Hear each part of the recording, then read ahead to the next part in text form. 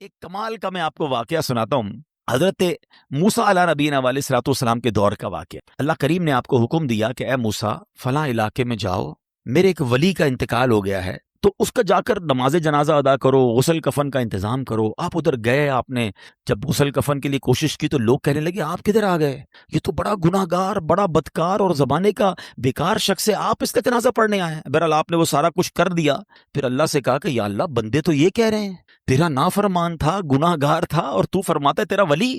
اللہ نے فرمایا موسیٰ بات یہ بندے بات تو صحیح کر رہے ہیں، یہ جو کہہ رہے ہیں نا یہ سب ٹھیک کہہ رہے ہیں، مگر بات یہ ہے کہ اس بندے نے مرنے سے پہلے جب اس کی وفات کا وقت قریب آیا نا تو 5 کلمات کے ذریعے اس نے مجھے پکارا، اے موسیٰ میں نے ان 5 کلموں کی وجہ سے اس کی مغفرت فرما دی۔ حضرت موسیٰ نے کہا یا اللہ مجھے 5 سینٹنس بتا دے، مجھے وہ 5 کلمات بتا دے کہ صدیاں گناہ کر کے اتنے بڑے گناہ گار کو صرف 5 کلموں کے لیے بخش دیا تو نے۔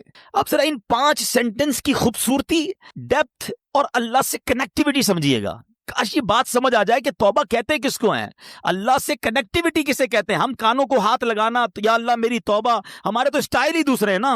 توبہ کسی اور شے کا نام ہے، توبہ کے لیے کوئی بہت بڑا اہتمام کرنے کی ضرورت نہیں ہے، بس دل سے ایک بار پکارنے کی ضرورت ہے، سچی پکار ہو جائے، ایک بار سچی کنیکٹیوٹی ہو جائے، وہ کریم پچھلے سارے گناہ معاف فرما دیتا ہے۔ اس پتہ ہے گناہ گار نے وہ 5 جملے کیا کہے، وہ کہتا ہے اے اللہ تو جانتا ہے کہ میں نیکوں سے محبت کرتا ہوں اگرچہ خود نیک نہیں ہوں، ہیں ذرا سوچئے، میں خود نیک نہیں ہوں مگر تو جانتا ہے مجھے نیکوں سے پیار بڑا ہے۔ دوسرا سینٹنس کیا تھا، یا اللہ تو جانتا ہے میں گناہ گاروں سے بغض رکھتا ہوں، فاسقوں سے بغض رکھتا ہوں حالانکہ میں خود گناہ گار ہوں۔ سمجھ رہے بات کو، اپنے گناہوں کا اعتراف، اقبال جرم ہے۔ بندے کو کہو تو گناہ گار، بولتا ہے میں کدھر گناہ گار بھائی، مجھ سے بڑا تو نیکی کوئی، ہم تو پہلے یہی ماننے کے لیے تیار نہیں کہ میرے گناہ کتنے ہیں۔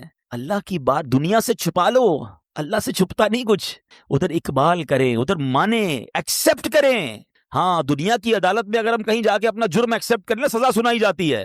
سبحان اللہ، میرے رب کی رحمت کے انداز ہی نرالے ہیں، اس کی عدالت کے دستور نرالے ہیں۔ کوئی سچے دل سے جا کے مان لینا یا اللہ میں سب سے بڑا گناہ گار، اس کی رحمت اس کی بخشش فرما دیتی ہے۔ اس نے کہا کیا کہا، یا اللہ ہوں بڑا گناہ گار، میں گناہ گاروں سے نفرت رکھتا ہوں مگر مولا خود بھی گناہ گار ہوں۔ تیسرا جملہ کیا تھا، یا رب اگر مجھے معلوم ہو جائے نا کہ میرے جنت میں داخل ہونے سے تیری ملکیت میں کوئی کمی آ جائے گی تو پھر میں تیری جنت کا کبھی تجھ سے سوال نہیں کروں گا، کیونکہ مجھے پتا ہے تیری جنت بہت بڑی ہے، مجھے داخل کر کے تیرا کچھ بھی نہیں جانا، تیرا کچھ نہیں جانا، میرا بیڑا پار ہو جانا ہے تو پھر میں تجھ سے کیوں نہ مانگوں، مجھے بخشنے میں تیرا کیا جائے گا، تو کریم، تیری جنت بہت بڑی، تیری رحمت بہت بڑی، تو یا اللہ مجھے اگر یہ معلوم ہو جائے کہ مجھے جنت میں داخل کرنے سے تیری ملکیت تھوڑی ہو جائے گی پھر میں جنت نہیں مانگوں گا۔ چوتھا سینٹنس کیا تھا، یا رب اگر مجھے معلوم ہو جائے کہ میرے جہنم میں داخل ہونے سے تیری ملکیت میں اضافہ ہو جائے گا تو میں جہنم سے تیری پناہ بھی نہیں مانگوں گا۔ اگر جہنم میں ڈالنے سے تیری ملکیت میں، تیرے ملک میں اضافہ ہو رہا ہے تو پھر مجھے ڈال دے جہنم میں راضی ہوں، مگر مجھے پتا ہے کہ مجھے جہنم میں ڈالنے سے تیری ملکیت میں کوئی اضافہ نہیں ہوگا، تو ویسے ہی مالک ہے، تو ویسے ہی خالق ہے، سب کچھ تیرا ہے۔ اور آخری جملہ سنیے، وہ کیا کہتا ہے، یا رب اگر تو مجھ پر رحم نہیں کرے گا تو پھر کون کرے گا، اگر اللہ رحم نہیں کرے گا تو کون کرے گا۔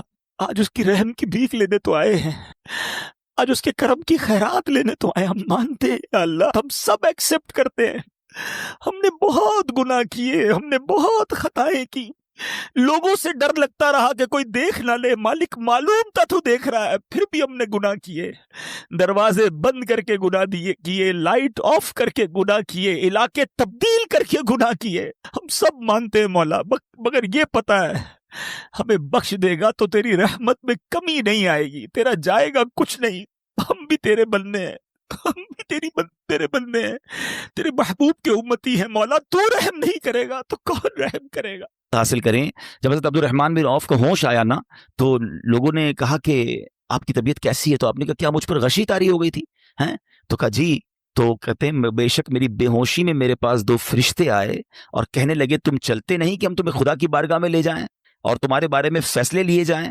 दूसरे फरिश्ते ने कहा इन्हें लौटा दो, ये उन अफराद में से है जिनके लिए इनकी माओं के पेट में ही सआदतमंदी लिख दी गई थी, और अनकरीब अल्लाह ताला इनके जरिए इनकी औलाद को जब तक चाहेगा नफा देगा। उसके बाद आप रदी अल्लाह तआला एक महीना मजीद जिंदा रहे, उसके बाद इंतकाल हुआ। तो पता चला कि आपकी वालदा ने नमाज पढ़ी, अल्लाह से मदद मांगी, और आपको अल्लाह ने एक नई जिंदगी अता फरमाई। तो आप अपनी जिंदगी में इस प्रैक्टिस को आज इस आयत से देखिए, हमने करना क्या है, हम जब बयान में आए तो सिर्फ बयान नहीं सुनना है, हमने अल्लाह ने मुझे कहा क्या है, हम इस टॉपिक को लेके इसीलिए चल रहे हैं ना कि मेरे रब ने डायरेक्टली मुझसे क्या बात की है। तो आज इस आयत में ये लेसन मिल रहा है कि जब किसी प्रॉब्लम में है, क्लैमिटी में है, तो अल्लाह की तरफ जाना है और नमाज से मदद चाहनी है। वस्तईनु बिस्सब्रि वस्सलाह। अच्छा, अब आप देखिए प्यारे आका की नमाज की कैसी आदत थी।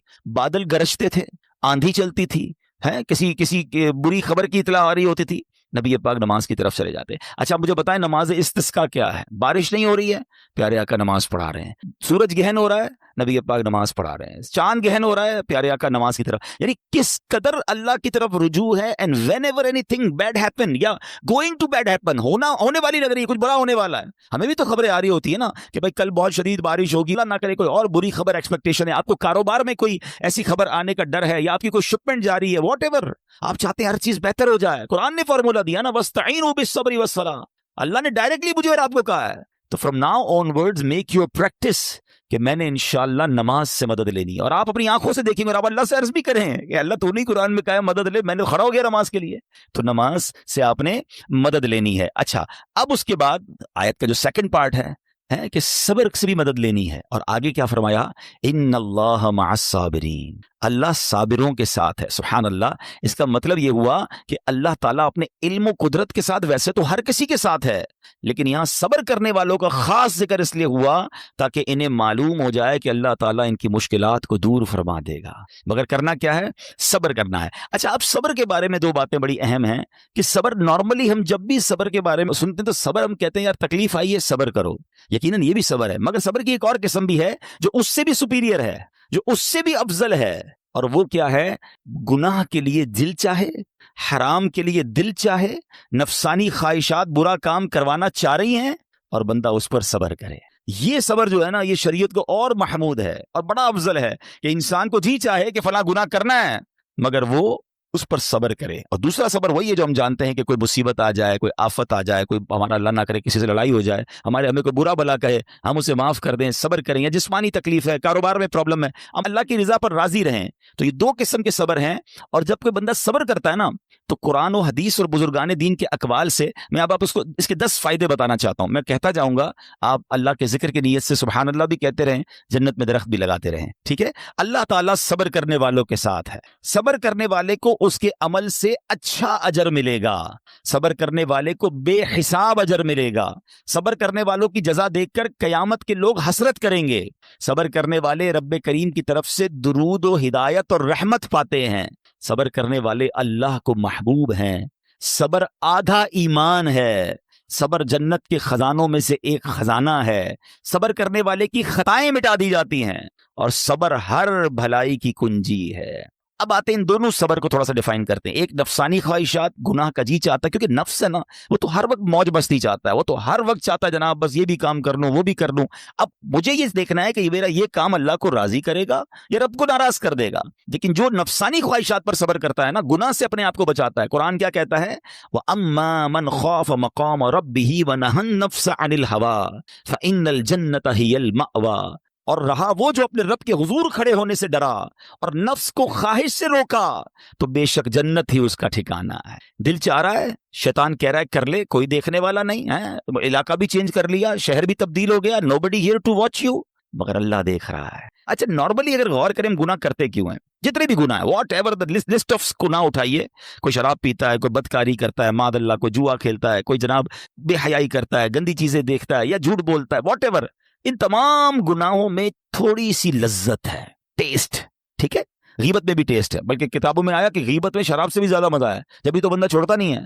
अच्छा, लेकिन ये तमाम टेस्ट में एक बड़ी अहम बात अब मैं कहने जा रहा हूं। ये बुजुर्ग ने बड़ी कमाल की वन लाइनर हमें दे दिया है। वो कहते हैं कभी भी लज्जत के लिए गुनाह मत करना, क्योंकि लज्जत खत्म हो जाएगी, गुनाह का जवाब और पनिशमेंट बाकी रह जाएगी। अब आप इस फॉर्मूले को सामने रखें कि जब भी हम गुनाह करते हैं, फ्यू मिनट्स या फ्यू आवर्स की एक इंजॉयमेंट है, आफ्टर दैट इंजॉयमेंट ختم. مگر اس کا جواب باقی ہے, عذاب باقی ہے, اللہ نہ کرے اللہ ناراض ہوا تو پنشمنٹ باقی ہے. تو کیا فرمایا, انجوائمنٹ کے لیے گناہ مت کرنا, انجوائمنٹ ختم ہو جائے گی, عذاب باقی رہ جائے گا. اور اگلا سینٹنس کتنا خوبصورت ہے, فرماتے کبھی بھی تکلیف کی وجہ سے نیکی مت چھوڑنا, تکلیف ختم ہو جائے گی, اجر باقی رہ جائے گا. اب مثال دیتا ہوں, اس کی 2-3 ایگزامپل سمجھیے. گناہ کی ایگزامپل تو آپ سمجھ گئے کہ کوئی بھی تھوڑی دیر کا گناہ کرتا ہے, لذت پاتا ہے, وہ گناہ ختم, عذاب باقی.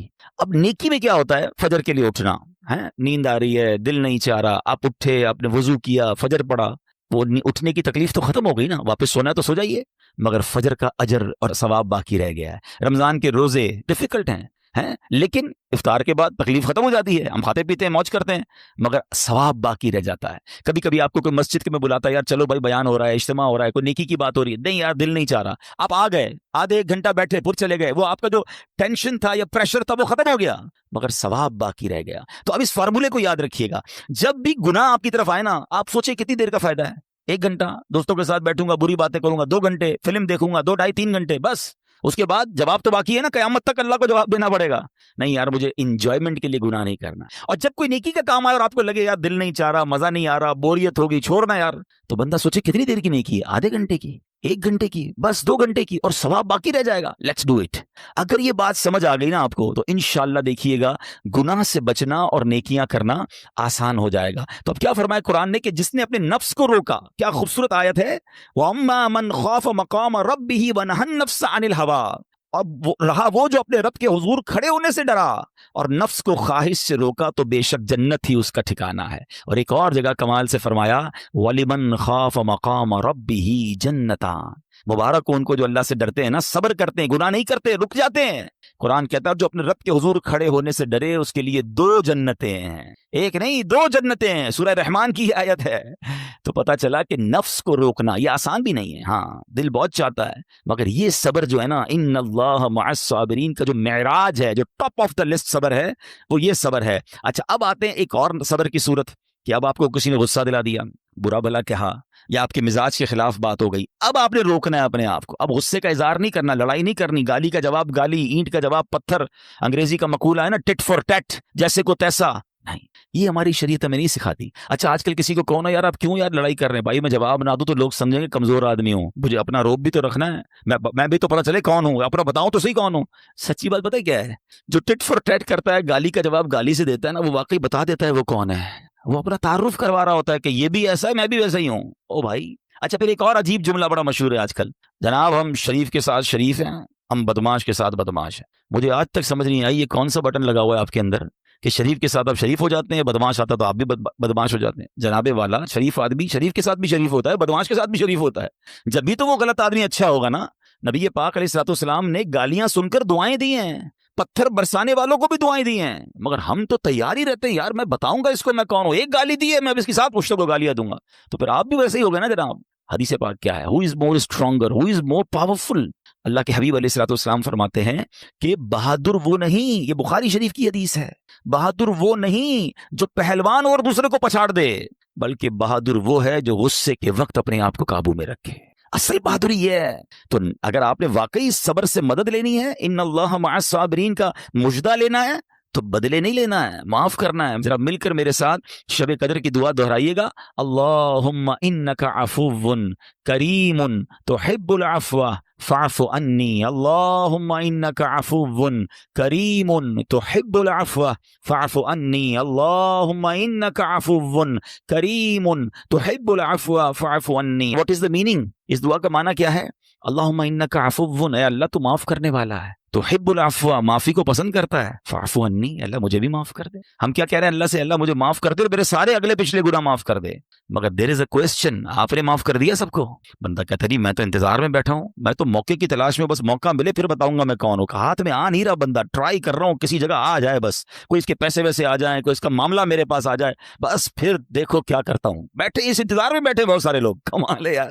یعنی دشمنیاں پالی ہوئی ہیں, رشتہ داریاں کاٹی ہوئی ہیں, دوستوں کے پاس جا نہیں رہے ہیں, میاں بیوی میں لڑائی ہے, ایک سوری کے لیے بیوی گھر بیٹھی ہے, وہ کہتی شوہر سوری کہہ دے تو میں آ جاؤں گی, شوہر کہتا ہے بیوی معافی مانگ لے تو میں لے آؤں گا. ارے بھائی کوئی بھی آگے بڑھ کے معافی کر لو بھائی, اللہ سے معافیاں مانگ رہے ہو, بندوں کو معاف کرنے کے لیے کوئی تیار نہیں ہے.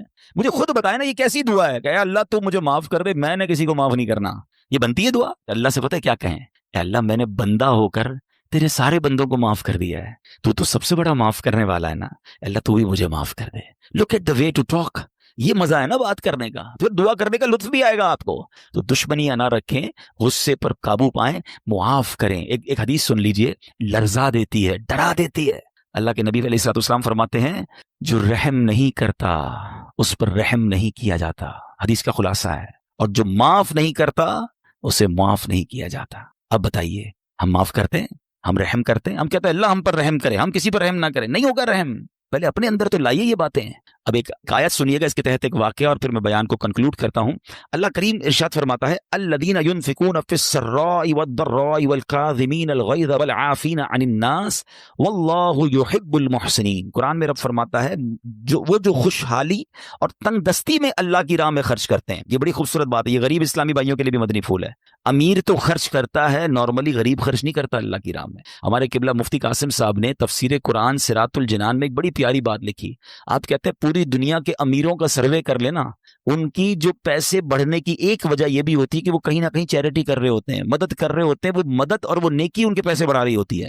اور پوری دنیا کے غریبوں کا سروے کریں تو ان میں سے بڑی تعداد وہ جو خرچ ہی نہیں کرتی اللہ کی راہ میں، کہتے ہیں ہم کیا خرچ کریں، ہم تو غریب ہیں، ہم پر لوگ خرچ کریں۔ میں آپ کو فارمولہ دے رہا ہوں اور یہ قرآن سے دے رہا ہوں، جو تنگی میں بھی اللہ کی راہ میں خرچ کرتے ہیں، جو خوشحالی میں بھی خرچ کرتے ہیں۔ آپ تنگی میں آپ روپیہ خرچ کریں، یہ نہیں کہتے آپ 10,000 روپے خرچ کریں، جتنی آپ کی حیثیت، یہ کاروبار ہے، آپ 1 روپیہ دیں گے اور آئے گا، آپ 10 روپے دیں گے اور آپ کسی نہ کسی نیکی کے کام میں خرچ کرتے رہیں، آپ غربت سے باہر آ جائیں گے۔ If you want to take out yourself from that problem، آپ آئے اللہ کی راہ میں خرچ کرنا شروع کریں۔ قرآن کہہ رہا ہے کہ جو تنگی اور خوشحالی میں اللہ کی راہ میں خرچ کرتے ہیں۔ اگلا پارٹ کتنا خوبصورت ہے، فرمایا وَالْكَاظِمِينَ الْغَيْظَ وَالْعَافِينَ عَنِ النَّاسِ، فرمایا اور غصہ پینے والے اور لوگوں سے درگزر کرنے والے۔ انعام کیا ہے؟ واللہ یحب المحسنین، اور اللہ نیک لوگوں سے محبت فرماتا ہے۔ اور پھر ہاں، زندگی میں کلیمٹیز، پرابلم، بیماریاں، مشکلیں، قرآن خود کہتا ہے کہ من قریب تمہیں آزمائیں گے، کبھی بیماری آئے گی، کبھی بھوک آئے گی، کبھی مال کم ہو جائیں گے، کبھی ڈسٹربنس آئے گی، خوف آ جائے گا، تو بی ریڈی فار دیٹ، صبر کرنا ہے، کیونکہ اللہ نے فرمایا وبشر الصابرین، صبر کرنے والوں کے لیے خوشخبری ہے۔ تو اللہ کرے کہ یہ بات ہمیں سمجھ آ جائے اور ہم اس آیت پر عمل کرنے والے بن جائیں تو زندگی بڑی آسان ہو جائے گی۔ یہاں ایک میں عقیدے کی بات بھی کلیریفائی کر دوں، کچھ لوگوں کو بعض اوقات کنفیوژن ہوتی ہے یا لوگ کنفیوژن کریٹ کرتے ہیں۔ مجھے ایک بات بتائیے گا کہ اللہ کیا کہہ رہا ہے، وَاسْتَعِينُوا بِالصَّبْرِ وَالصَّلَاةِ، اے ایمان والو صبر سے اور نماز سے مدد چاہو۔ کیا صبر اور نماز خدا ہیں؟ بتائیے، نہیں ہے نا، اللہ تو نہیں ہے۔ ہم صبر اور نماز کی عبادت تو نہیں کرتے۔ تو جب قرآن کہہ رہا ہے کہ صبر اور نماز سے مدد مانگو، تو غیر اللہ سے مدد مانگنے کا درس تو ہمیں قرآن دے رہا ہے۔ تو اس کا مطلب یہ ہوا کہ اللہ کے سوا کسی چیز سے یا کسی شخصیت سے مدد لینے کا مقصد یہ نہیں ہوتا کہ ہم اس کی عبادت کر رہے ہیں۔ اگر آج کے دور میں کوئی اللہ کے نبی سے کہتا ہے کہ یا رسول اللہ انظر حالنا، یا بھر دو جولی میری یا رسول اللہ، تو یہاں کوئی شرک کی بات نہیں ہے، کیونکہ یہاں یہ نیت نہیں ہے کہ ہم ان کو خدا مان رہے ہیں، یا یہ بھی نیت نہیں ہے۔ ایک عقیدہ کلیئر کر دیتا ہوں، پوری دنیا میں عاشقان رسول کا یہی عقیدہ ہے کہ کوئی نبی، کوئی صحابی، کوئی ولی اپنی طرف سے کسی کو کچھ نہیں دے سکتا، وہ سب رب کے محتاج ہیں۔ اللہ کسی کا محتاج نہیں ہے، جو اللہ کا ہے وہ اس کا اپنا ہے۔ ہاں، اللہ نے اپنے مخصوص بندوں کو کچھ عطائیں کی ہوئی ہیں، کچھ پاورز دیے ہوئے ہیں، وہ اللہ کی عطا سے اگر کسی کو تقسیم کرتے ہیں تو اس میں کوئی پرابلم نہیں ہے۔ قرآن کہہ رہا ہے اے ایمان والو صبر اور نماز سے مدد چاہو۔ یہاں ایک اور بات سمجھنی ہے، دنیاوی طور پہ بھی کیا ہوتا ہے کہ آپ کسی باس ہوتا ہے اپنے کسی مینیجر کو پاور آف اٹارنی دے دیتا ہے کہ یہ تمہارے پاس اس پراپرٹی کا پاور ہے، تمہارے پاس فلاں چیز کا پاور ہے، وہ اس پاور کے بہاف پر وہ کام کر دیتا ہے، مگر کوئی یہ نہیں کہتا کہ he is the owner, actually he have attorney, he have power of attorney. بالکل ہمارا بھی عقیدہ یہ ہے کہ اللہ نے اپنے کچھ مخصوص بندوں کو، اپنے پیاروں کو کچھ اختیارات عطا فرمائے ہیں، اور جب وہ ان اختیارات پر عمل کرتے ہیں تو ایکچولی وہ اللہ ہی کی عطا ہے۔ ہاں، دنیا میں اگر کوئی یہ سمجھتا ہے کہ کوئی شخصیت یا کوئی بزرگ یا کوئی اللہ والے اپنی طرف سے دیتے ہیں، رب کا اس میں کوئی دخل نہیں، تو یہ شرک ہے، یہ بات درست نہیں ہے۔ ہمارا سب کا عقیدہ یہ ہے کہ جو کچھ دنیا میں اگر کسی ولی، نبی، صحابی کے پاس ہے وہ رب کا دیا ہوا ہے، رب کی عطا ہے، رب ان کو دیتا ہے، رب کو کوئی نہیں دیتا۔ رب کے پاس جو کچھ ہے وہ اس کا اپنا ہے۔ تو یہ کانسیپٹ بھی کلیئر ہوتا ہے قرآن پاک کی اس آیت